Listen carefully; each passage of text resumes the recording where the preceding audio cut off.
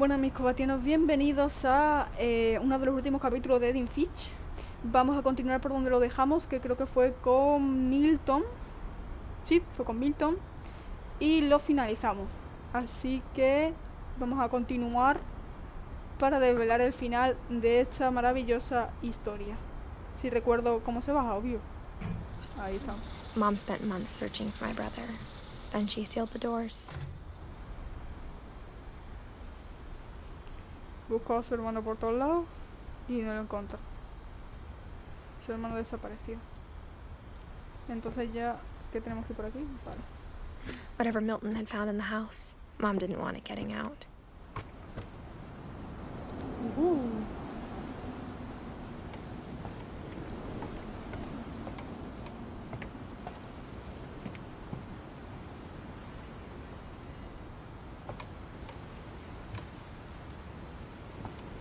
Aquí no podemos pasar, así que tenemos que dar la vuelta.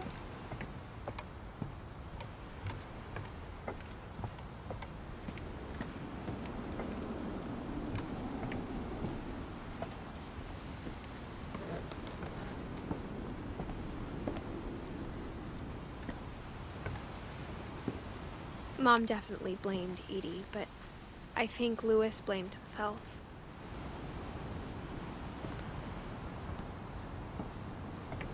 After he graduated, he just spent more and more time in his room. Until Mom got him a job at the cannery.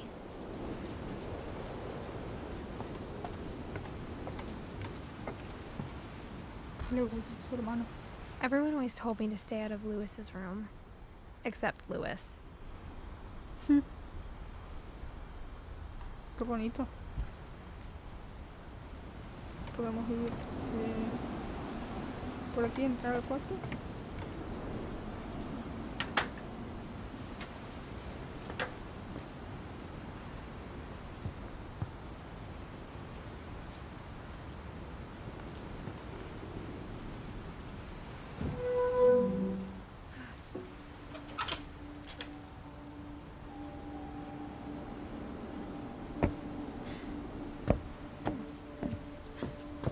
Louis's room smelled very, very familiar. That part of him lived on. A droguis, a psicodelia. Esto es una cachimba, una consola.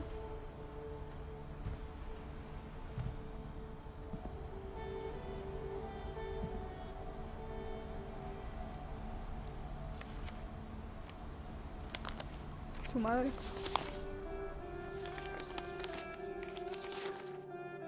Dear Mrs. Finch, as Lewis's psychiatrist, I can understand your desire for an explanation. As I see it, the trouble began in January, shortly after we convinced your son to seek treatment for substance abuse. Newly sober, I believe Lewis first noticed the monotony of his daily life.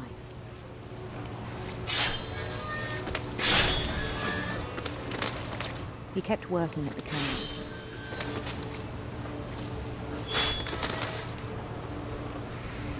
But he withdrew part of himself. In our sessions, I saw the same behavior. His mind began to...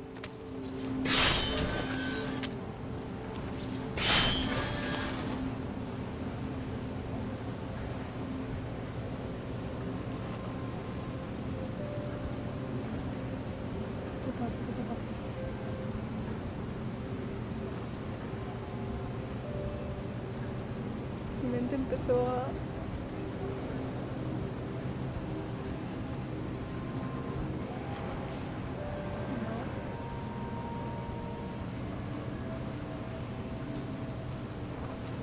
wander.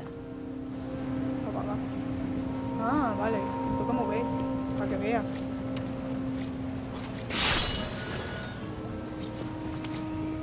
A la vez abajo, de verdad, toca hacerlo. No sé por qué. I asked him to describe it. Que estoy controlando el PEA a la vez que... He said he started small. Imagining a labyrinth. He'd feel his way about. Then something moved. Bats. And toads.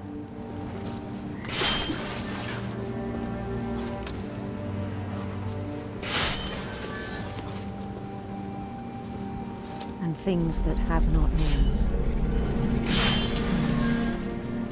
He knew it was all in his head.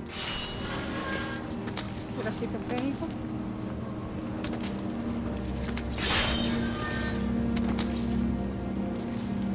But he took it very seriously. I had hoped he'd find himself.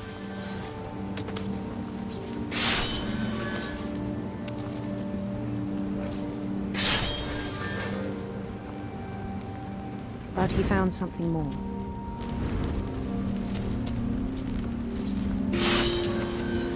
I worried about him then. Daydreaming at the cannery. I spoke with his boss.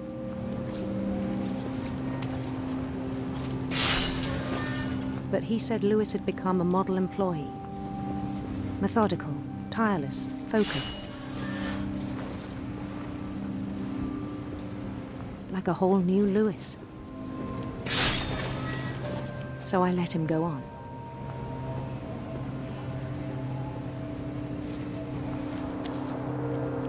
I even encouraged him.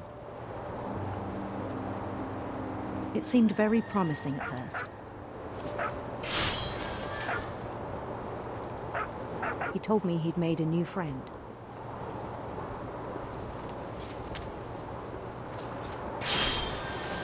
On the edge of a city he named Lewis Topia. He built the city up slowly, brick by brick. Then he made musicians.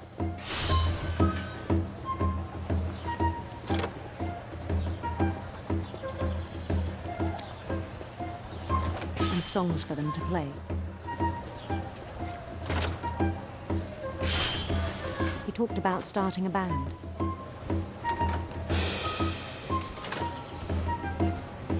And he was always humming something.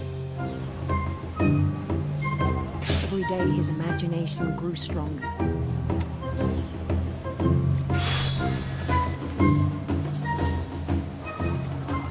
He no longer spoke at the cannery. But his chopping was as reliable as ever. Then one day it struck him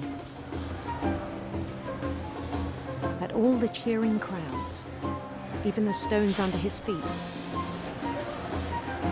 were all in his imagination, so he could do whatever he wished.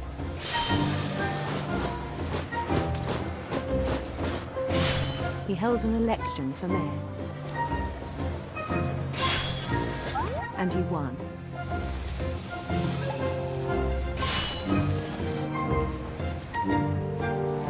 They begged him to stay, but his mind was already wandering. It became a game for him.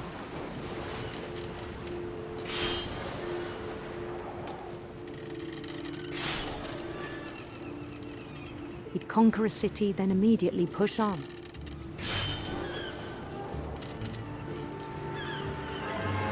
New Louisville.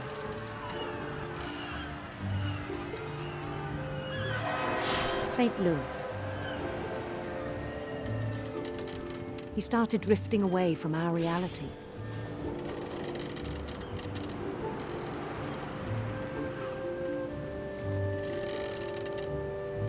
Me encanta manejar el barquito. Minneapolis. Until one day he forgot to go home from the cannery.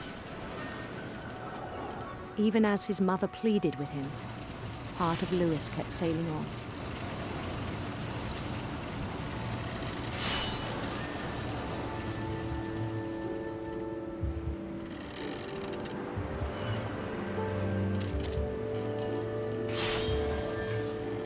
In Lewisburg, he heard rumors of a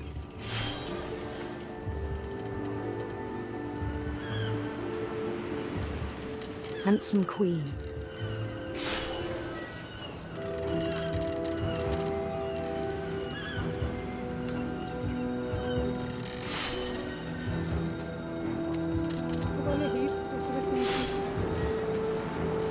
The queen was on her own quest for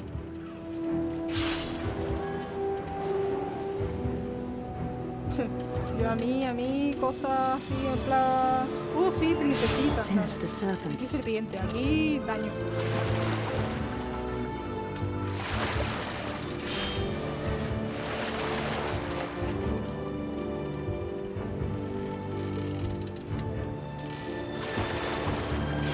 He followed the sound of her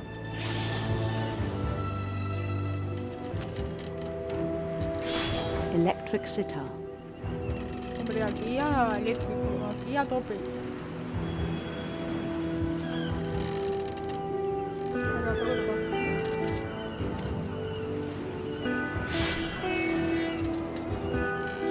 Vaya tela, esto de jugar con mano me va a mí a... His chase led him to a golden palace east of the sun and west of the moon. Even then, his logic remained sound.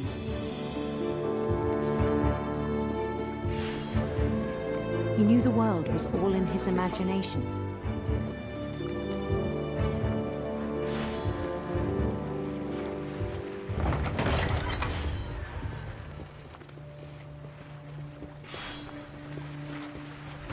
But he was so proud of having created it.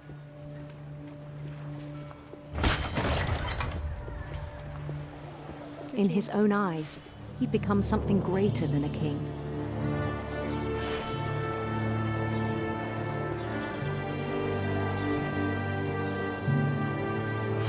For someone who'd never known success in the real world, I think it was overwhelming. And then it struck him that the real Lewis was not the one chopping salmon, but the one climbing the steps of a golden palace. My imagination is as real as my body, he told me.